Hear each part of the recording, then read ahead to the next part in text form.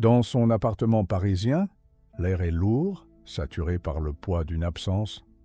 Julien Rousseau, 30 ans, documentariste au regard hanté, vit moins dans son logement qu'il n'occupe un quartier général de la mémoire. Les murs sont un palimpseste de sa quête obsessionnelle, des cartes topographiques de l'IGN punaisées, parcourues de lignes rouges et d'annotations fébriles, des photographies jaunies d'une jungle luxuriante et impénétrable, et des coupures de presse relatant la disparition, 12 ans plus tôt, du docteur Étienne Rousseau. La lumière blafarde de l'écran de son ordinateur éclaire son visage concentré, tandis qu'il passe une nouvelle nuit à superposer des relevés satellites à d'anciens itinéraires. Sa vie s'est figée ce jour-là, en Guyane, et chaque réveil n'est qu'une nouvelle tentative de remonter le temps. Le spectre de son frère aîné, Étienne, est partout. Sur la photo la plus en vue, posé contre une pile de livres sur la flore amazonienne, un jeune homme au sourire éclatant, à la fin de la vingtaine, le regarde. C'était Étienne avant la forêt, un botaniste de génie, passionné, solaire, dont l'ambition était de découvrir une orchidée bioluminescente, une chimère botanique qui l'avait conduit au cœur de l'enfer vert. Pour Julien, cette image est à la fois un réconfort et un supplice quotidien, le rappel constant d'une vitalité engloutie sans laisser de traces. Ce deuil impossible a modelé sa propre existence, transformant un adolescent en un homme dont la seule boussole est l'espoir irrationnel de comprendre ce qui a pu effacer son frère de la surface de la terre. La routine de cette veillée funèbre est brutalement interrompue. La sonnerie stridente du téléphone déchire le silence monacal de l'appartement, un son presque incongru dans cet univers suspendu. Julien sursauta, le cœur battant. C'était un numéro inconnu avec l'indicatif de la Guyane. D'une main tremblante, il décrocha. La voix à l'autre bout du fil était celle d'un gendarme de Cayenne professionnel, mesuré, mais portant une gravité qui glaça le sang de Julien.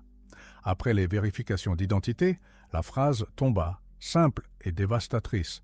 « Monsieur Rousseau, nous avons retrouvé quelque chose dans une zone reculée, près de la crique où votre frère a été vu pour la dernière fois. » 12 années de silence, de suppositions et de douleurs venaient de voler en éclats. 12 ans plus tôt.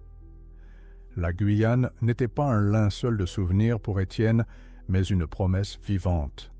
L'air saturé d'humidité et du parfum entêtant des fleurs en décomposition était le souffle même de sa passion. Chaque pas dans cette cathédrale de chlorophylle était un acte de foi scientifique. Sous la canopée, où la lumière du soleil se frayait un chemin en faisceau dansant, il se sentait plus vivant que jamais. Son campement, un îlot d'ordre et de technologie au milieu du chaos végétal, était son sanctuaire. Il n'était pas un intrus, mais un pèlerin venu décoder un langage sacré, celui de la flore la plus complexe au monde. Ses doigts agiles courant sur les pages de son carnet, documentant chaque liane, chaque insecte, avec une précision fiévreuse. La découverte se manifesta non pas comme un éclair, mais comme un murmure. Une petite grenouille arboricole, d'un bleu si intense qu'il semblait artificiel, se figea sur une feuille de broméliacée. Étienne la reconnut immédiatement d'après ses recherches. Elle ne se nourrissait que d'un type de coléoptère qui, lui-même, ne vivait qu'en symbiose avec une seule espèce d'orchidée. C'était la dernière pièce du puzzle écologique, le signe irréfutable. Un frisson parcourut son échine, non pas de peur, mais d'une exaltation pure, presque douloureuse. Il était sur le point de toucher du doigt la chimère qui avait consumé des années de sa vie. Il sortit son appareil photo, les mains tremblantes, immortalisant le petit amphibien comme s'il s'agissait de la clé d'un royaume perdu. Alors que le crépuscule commençait à teinter le ciel de nuances violettes et orangées, l'atmosphère changea imperceptiblement. La symphonie habituelle de la jungle, le cri des singes hurleurs, le chant strident des insectes sembla s'étouffer, remplacé par un silence dense, presque liquide.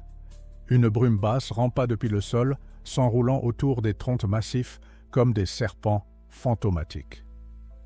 Étienne, absorbé par la cartographie de la zone sur son GPS, leva la tête. Soudainement, mal à l'aise. Il sentit sur sa nuque le poids d'un regard, une présence invisible qui le scrutait depuis l'ombre impénétrable des sous-bois. Il balaya les environs du regard, mais ne vit que le mur végétal, indifférent et éternel. Il mit cette angoisse sur le compte de la fatigue et de l'excitation. Ce fut sa dernière communication. Il alluma la radio satellite, le crépitement de l'appareil déchirant le silence oppressant.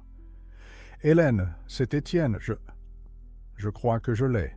Tous les marqueurs biologiques convergent. C'est à quelques centaines de mètres, j'en suis certain.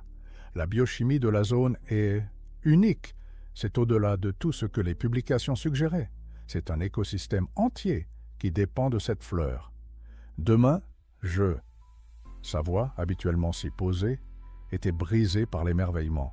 Il s'interrompit, comme s'il avait entendu quelque chose. Un bruissement léger, différent du passage d'un animal.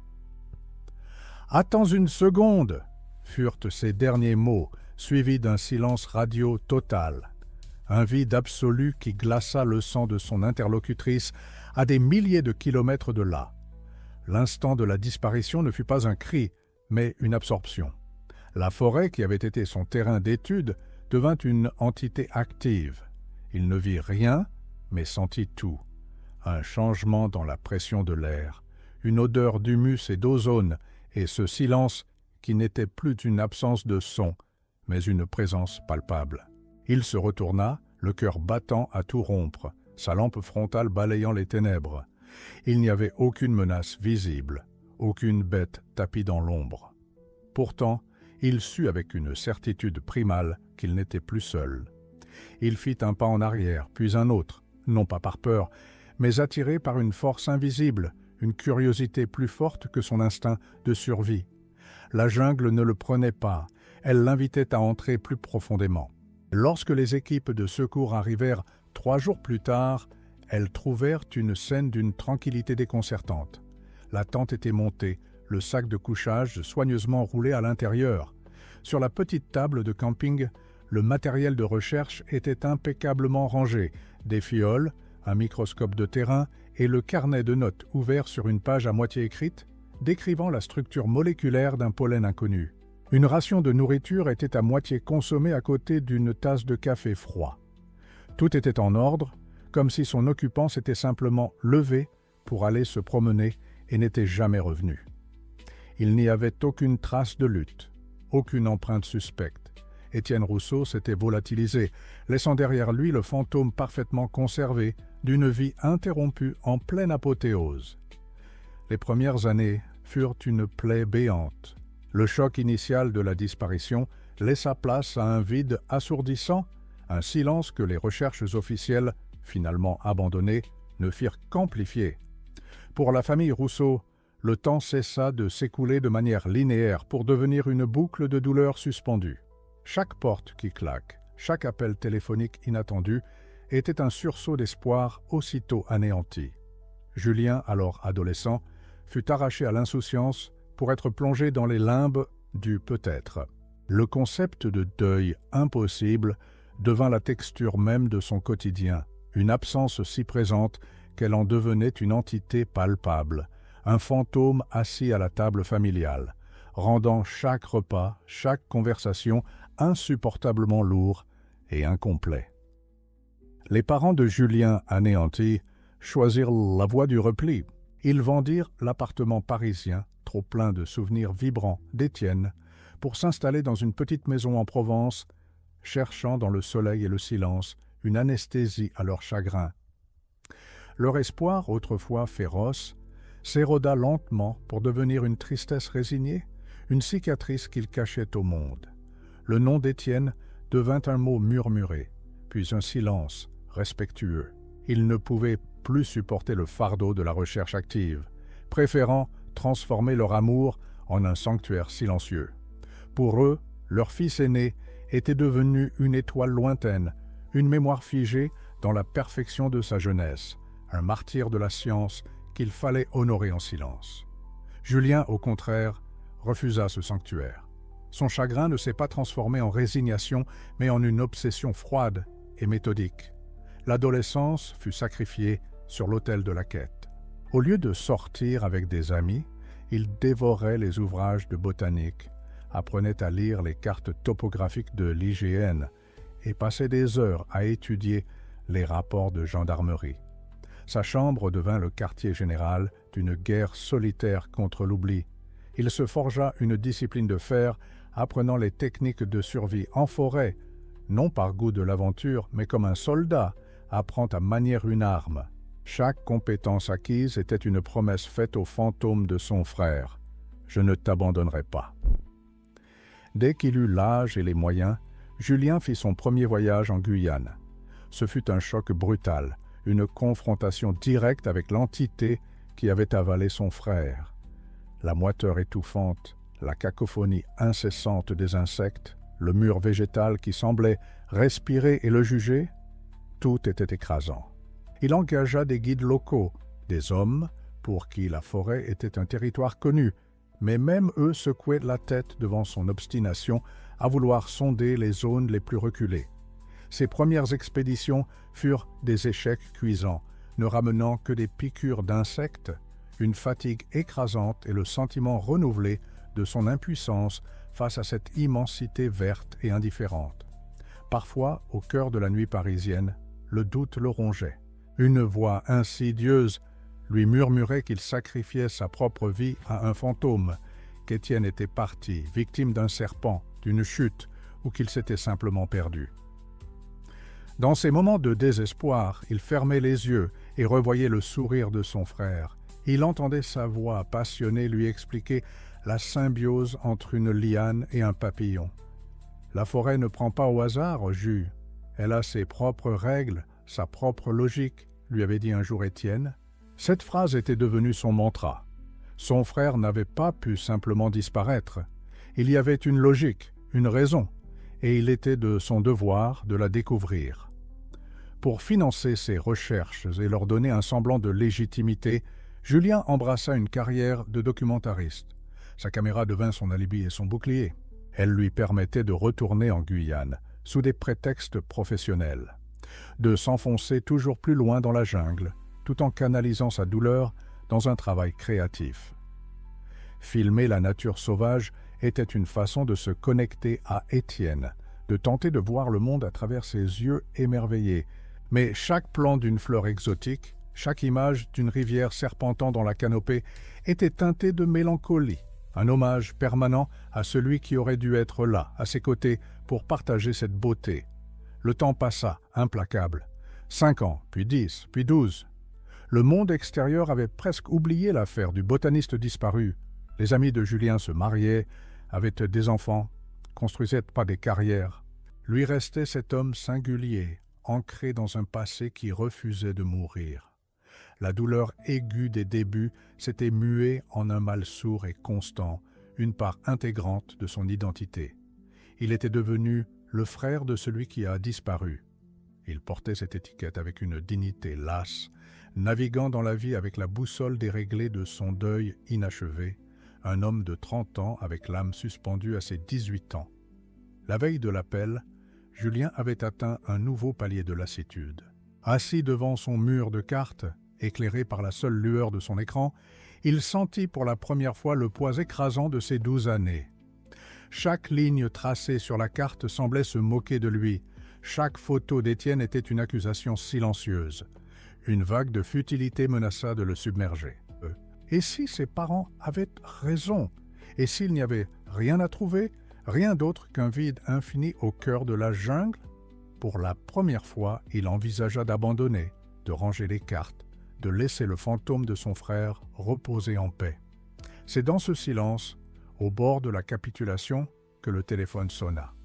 Le vol vers Cayenne fut une torture d'heures suspendues, un purgatoire de fébrilité glacée où chaque minute étirait l'attente jusqu'à la rupture. Puis ce fut le trajet en 4x4, le moteur hurlant sur les pistes de latérite rouge, s'enfonçant dans une Guyane plus viscérale et suffocante que dans ses souvenirs.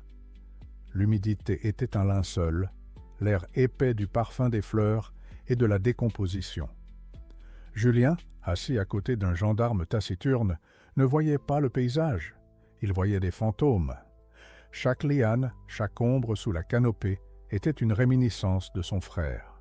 Après des années à contempler des cartes, la réalité du terrain était une agression sensorielle, une confrontation brutale avec le monstre vert qui avait gardé son secret pendant 12 longues années. Enfin, ils arrivèrent.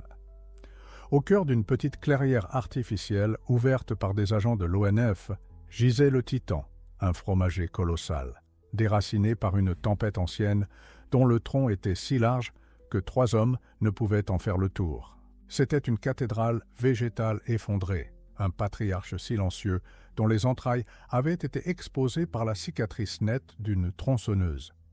L'air vibrait d'une tension palpable. Les bruits de la jungle semblaient s'être tus, comme si la forêt elle-même retenait son souffle en attendant que l'on vienne profaner l'un de ses sanctuaires. Julien s'approcha lentement, le cœur battant contre ses côtes, sentant le poids de chaque pas le rapprocher d'une vérité qu'il avait autant désirée que redoutée. Le gendarme désigna une cavité sombre dans le tronc évidé. « C'est là-dedans, » dit-il simplement. Julien se pencha, ses yeux s'habituant à la pénombre, et il la vit. Ce n'était pas un simple sac, mais une relique, presque un fossile. La musette de terrain de son frère, une vieille sacoche en toile imperméable, était enchâssée dans un cocon de sève durcie et de feuilles amalgamées, comme si l'arbre avait tenté de la digérer, de l'intégrer à sa propre substance. C'était un objet à la fois familier et rendu étranger par le temps. D'une main tremblante, Julien l'extirpa de son écrin végétal. Le poids de l'objet dans ses mains était irréel. C'était le poids de 12 années de silence, de questions et de chagrin. Avec une précaution quasi religieuse, il posa la musette sur un rocher plat. Le silence était absolu, rompu seulement par sa propre respiration saccadée. Ses doigts gourdes luttèrent avec le fermoir métallique, corrodé mais intact. Le sac s'ouvrit dans un bruit de toile rêche. La première chose qu'il vit fut le carnet de notes d'Étienne, sa couverture en cuir sombre, miraculeusement préservée de l'humidité. Il le prit. L'objet était froid, mais Julien y sentit une chaleur fantomatique, l'empreinte des mains de son frère. C'était la boîte noire de sa disparition, la promesse d'une voix ressuscitée. Il n'osa pas l'ouvrir tout de suite, terrorisé et galvanisé par ce qu'il pourrait y lire, le tenant contre sa poitrine comme un cœur externe. En déplaçant le carnet, une lueur faible mais distincte attira son regard. Au fond du sac, enveloppé dans plusieurs couches de tissu huilé, se trouvait un herbier de terrain. Il le déballa avec une infinie délicatesse, et le souffle lui manqua. À l'intérieur, pressée entre 2 feuilles de buvard, se trouvait une orchidée d'une forme étrange et délicate, et elle brillait. Même dans la lumière tamisée de la jungle, ses pétales émettaient une luminescence bleue et spectrale, une lumière froide et vivante, qui semblait respirer. La chimère était réelle. Étienne l'avait trouvée. Cette fleur n'était pas seulement une découverte scientifique, c'était la preuve d'un triomphe, une beauté d'un autre monde qui rendait la disparition de son frère encore plus insondable et tragique. Pourtant, il restait un dernier objet. Blotti sous l'herbier, une petite forme dure et lisse. Julien la sortit et la tint dans la paume de sa main. C'était une petite statuette taillée avec une habileté évidente dans un bois sombre et dense, représentant un jaguar aux aguets. L'objet n'avait rien de scientifique, il était artisanal, presque tribal, et semblait chargé d'une signification profonde. Il ne provenait pas du monde d'Étienne, le botaniste parisien. Cette statuette était une anomalie, une clé qui n'ouvrait aucune des portes que Julien avait envisagées. Tenant le carnet, la fleur lumineuse et ce totem énigmatique, il comprit que le mystère de la disparition de son frère venait seulement de commencer. Ce n'était pas une fin, mais le début d'une histoire bien plus étrange. De retour à Saül, dans la chambre d'une auberge modeste où le ventilateur de plafond brassait paresseusement l'air moite, Julien posa le carnet sur la table en bois brut. Le monde extérieur, avec ses bruits de village et le chant lointain des oiseaux, cessa d'exister. Cet objet, à la couverture de cuir raidie par le temps et l'humidité, était devenu le centre de son univers. L'ouvrir était un acte plus intimidant que de s'enfoncer dans la jungle la plus hostile. C'était briser un seau de 12 ans, inviter un fantôme à parler. Ses doigts tremblaient légèrement en effleurant le cuir. Il sentait l'odeur de la terre, de la décomposition et, sous tout cela, une faible fragrance de papier et d'encre. L'ultime vestige de la présence de son frère. Les premières pages étaient un baume et un supplice. C'était la voix d'Étienne, indubitablement. La graphie était nette, précise, chaque observation botanique consignée avec une rigueur scientifique qui confinait à l'art. Julien y retrouvait son frère dans toute sa passion. Des croquis détaillés de la structure florale d'une passiflore, des notes sur la composition chimique du sol, des théories sur la symbiose entre un champignon et les racines d'un arbre. C'était un dialogue posthume avec le scientifique qu'il admirait tant. Il se sentit submergé par une vague de chagrin et de fierté, lisant ces lignes comme une partition musicale, reconnaissant le rythme et la mélodie de l'esprit brillant d'Étienne, si vivant sur le papier. Puis, progressivement, le ton changea.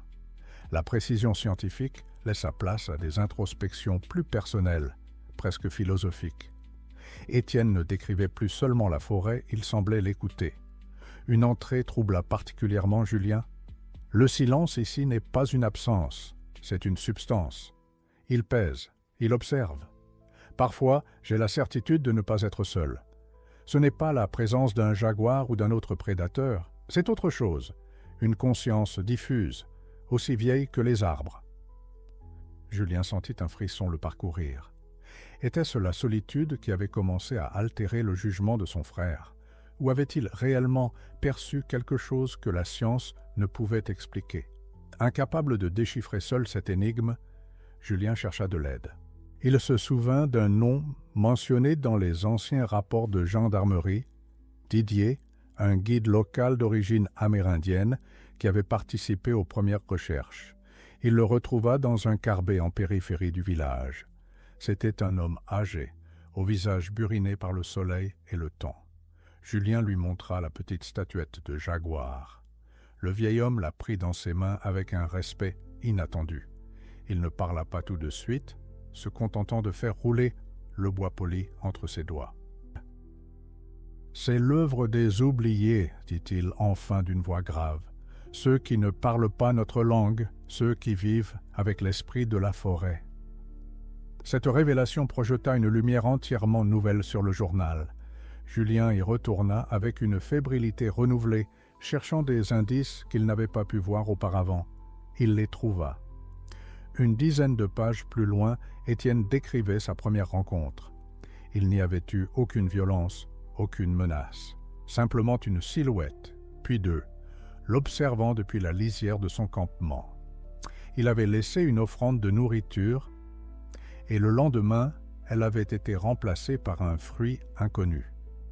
L'écriture d'Étienne était empreinte d'un émerveillement presque enfantin. Il ne décrivait pas des sauvages, mais des êtres en parfaite harmonie avec un monde que lui-même ne faisait qu'effleurer. Il était passé du statut d'observateur à celui d'invité. Cette découverte fut un séisme pour Julien. Son frère n'avait pas été une victime passive de la jungle, englouti par une nature indifférente. Il avait fait une rencontre, établi un contact. Une part de lui ressentit un immense soulagement, mais une autre, plus sombre, fut saisie par une colère sourde, une forme de trahison. Si Étienne était avec eux, pourquoi n'avait-il jamais cherché à donner de nouvelles? Avait-il si facilement abandonné sa famille, sa vie, pour ce monde inconnu? La quête de vérité de Julien se mua en un besoin de compréhension, une confrontation douloureuse avec le choix de son frère.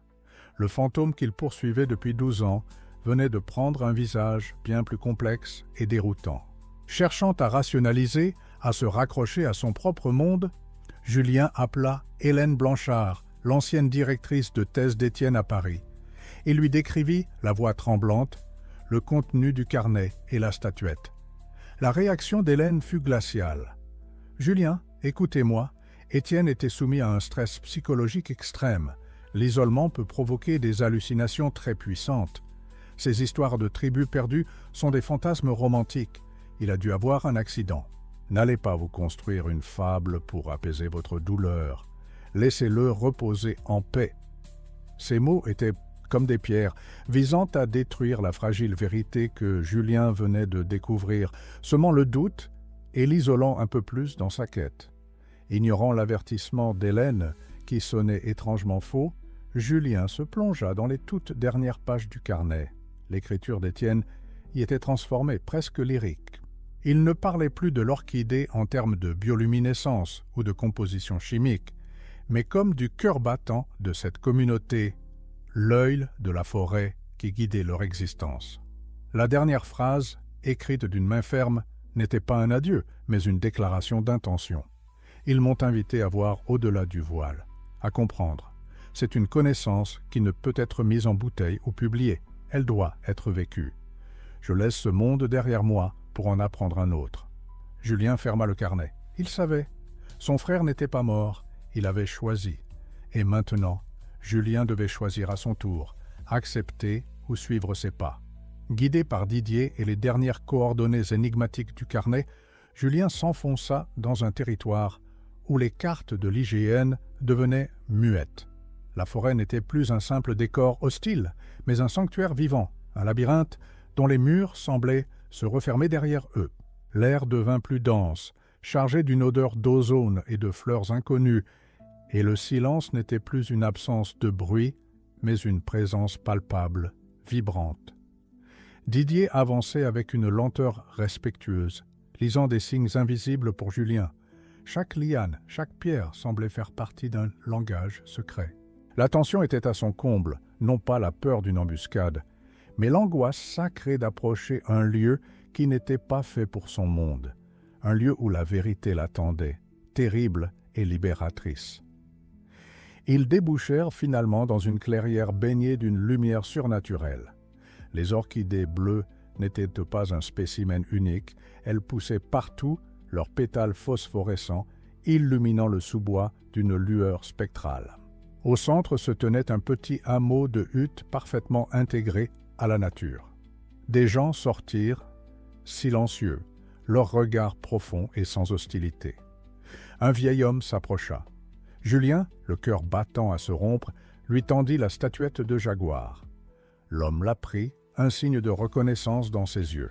Il ne dit rien, mais le conduisit vers une petite tombe discrète, marquée d'une pierre plate sur laquelle était gravée une double hélice d'ADN entrelacée avec une fleur. Étienne avait vécu ici. Il était mort ici, des années plus tôt. De cause naturelle, il avait trouvé sa place. La vérité fut un choc silencieux, une vague qui submergea Julien sans le noyer. Il n'élut pas de cris, pas de larmes immédiates, juste une compréhension lourde et définitive qui s'installa dans ses os. 12 ans de quête pour trouver une tombe paisible au cœur du monde. La colère qu'il avait redoutée ne vint pas, remplacée par une tristesse infinie et une étrange forme de paix.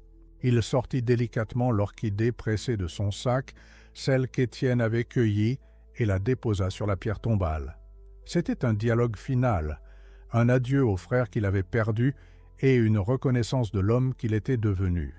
En se retournant pour quitter la clairière, il sentit pour la première fois le poids de son absence se transformer en la légèreté d'un souvenir. Il était enfin libre. Le retour fut une lente procession silencieuse, un chemin inverse à travers le miroir de la jungle. Chaque pas qui l'éloignait de la clairière lumineuse était un pas qui le rapprochait de lui-même. Les bruits de la forêt, autrefois perçus comme une cacophonie hostile, prenaient désormais une autre résonance, celle d'un chant funèbre et apaisé, un hymne à la vie qui continue selon ses propres règles, invisible et sacré. Julien ne luttait plus contre cette immensité verte, il l'acceptait. Il sentait le poids de 12 années d'obsession se dissoudre, non pas dans l'oubli, mais dans une compréhension profonde et sans mots. Didier marchait à ses côtés, respectant son silence, sachant que l'homme qui ressortirait de cette forêt n'était plus celui qui y était entré. De retour à Paris, l'appartement semblait étranger, une capsule de temps d'une vie qui n'était plus la sienne. Méthodiquement, sans cérémonie, Julien décrocha les cartes, rangea les coupures de presse, éteignit l'ordinateur qui avait été le phare de sa quête. Il ne détruisait pas les preuves d'une obsession, il archivait la mémoire d'un amour fraternel. Il appela ses parents en Provence, sa voix était calme, posée. Il ne leur parla pas de la tribu de l'orchidée sacrée ou du choix d'Étienne. Il leur offrit une vérité plus simple, plus douce.